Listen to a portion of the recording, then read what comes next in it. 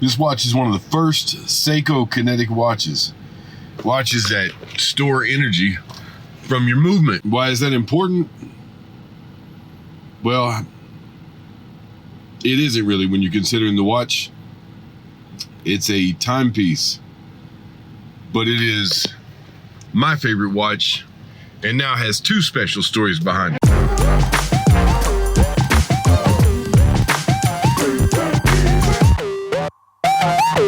This is Zach with A Quest for Greatness, where we are talking about a personal relationship with God and how to grow that by looking at truth, by looking at my walk with God, ups and downs, and also dispelling a lot of the myths about Christianity that Christians hold. So this channel is really geared toward those of us who are followers of Christ and how to grow that relationship. I learned a lot about how to listen to people with gray hair from multiple different people. But there's one guy that I showed up for the first ministry work I ever did, as far as like full-time. It was paid as my job. I was a campus minister in Hattiesburg, Mississippi, at with Southern Miss in a congregation down there. And it's funny who you see and who you meet. I was fresh out of preaching school, grew up in a, I don't know, what do you want to call a strict environment. And so when I saw Roger Bickham and that long gray hair and no socks on his feet on a Sunday morning at church, and first thing you think is hippie, right? You notice him for sure. Roger had been in the oil industry, if I remember correctly. I hope I got that right. He had been in the oil industry, and he showed me a picture of himself when he wore a suit with slick back black hair. And he retired that suit, and he retired haircuts and all the above. And Roger, I worked with him a few times on a few things, and he wore what they call coveralls, and if I'm not mistaken, not much else. That's what I don't think the man ever wore socks after a certain point. He wore him some slip-on shoes. Gave a lot of people, not a lot of people, he gave some people some pause, I guess, because he didn't fit the mold of how you should dress when you go to church on Sunday and so forth.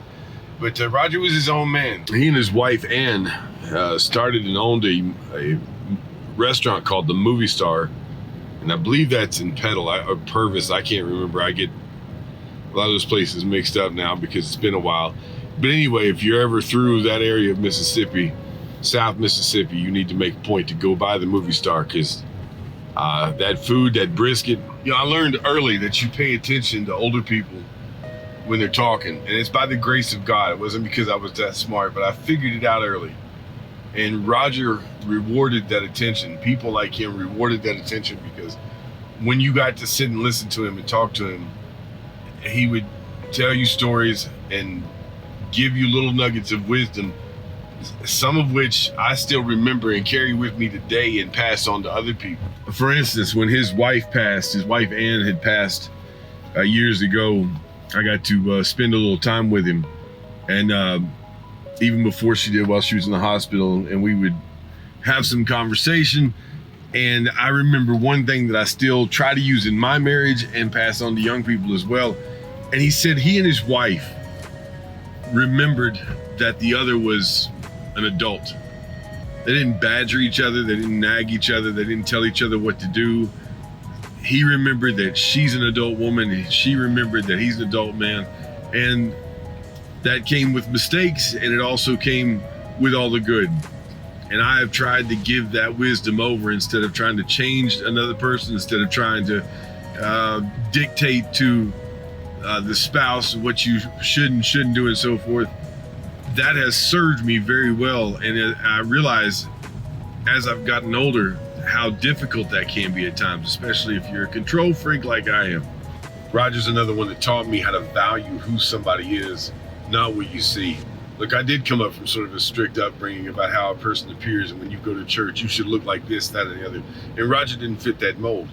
And then I found out why and fell in love with the guy. And it wasn't to get attention. It wasn't any of those things.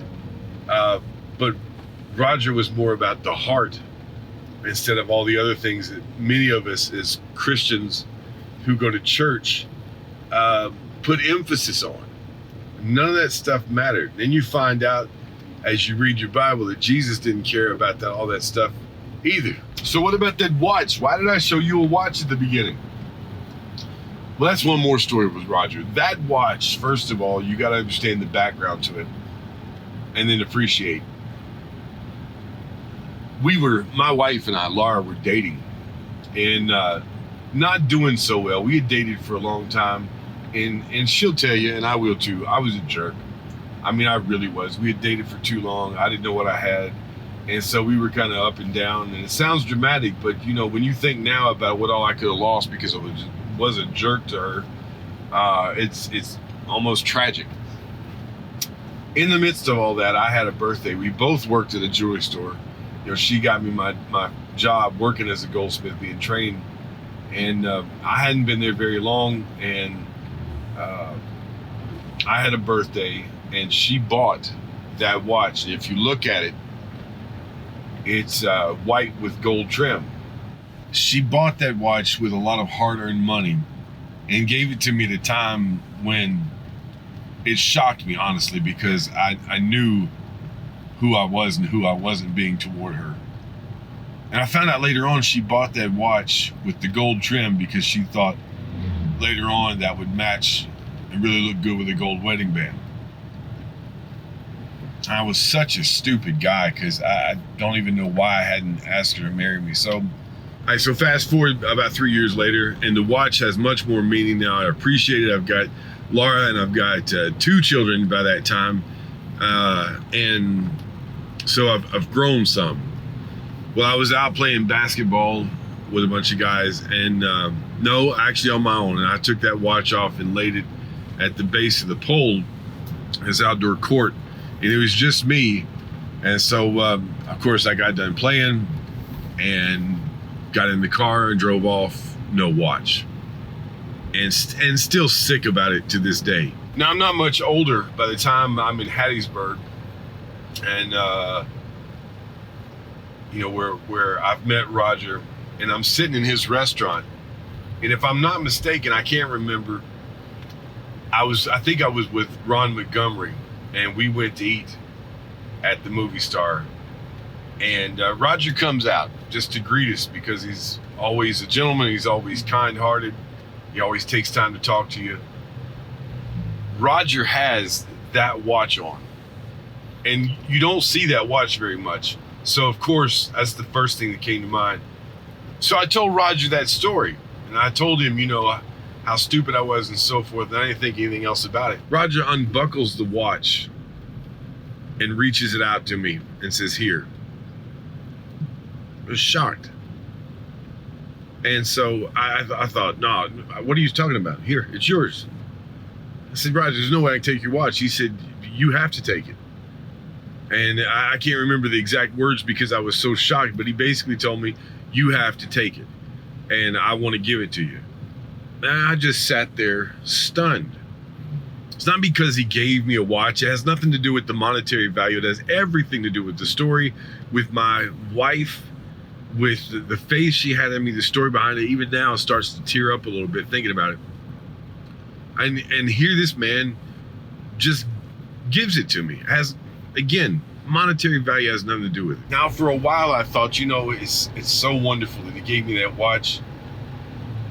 And in the back of your head, you think, but it's not the original. With risk of insulting my wife, and I would never want to do that. The second go around, I think is better now. Because of the story behind it, and because of Roger Bickham. That doesn't even begin to encapsulate who he was as a giving person. Not even close. But I've heard a lot since he's passed and read a lot about how generous. I witnessed, even on a small scale, because I didn't get to spend as much time with him, I witnessed his generosity. For him to do that for a young kid, you know, who is stupid enough to lose it, and just without a thought, you know, says a lot about who he is, who he was. Yeah, Roger passed recently, and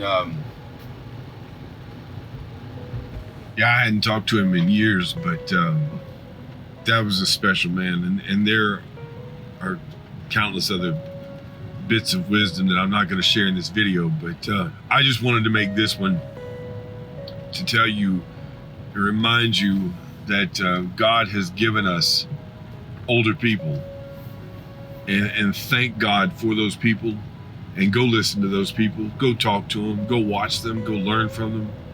They have experience that you can't buy and you can't read about.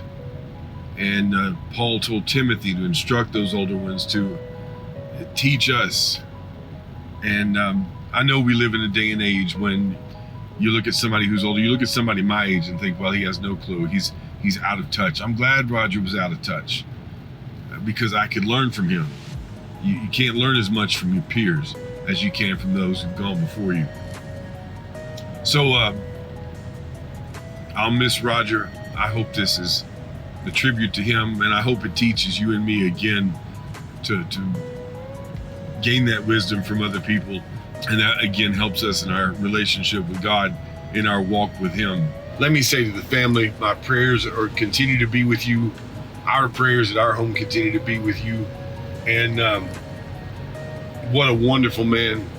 And I'm so glad for the memories that you have. So sorry for your loss.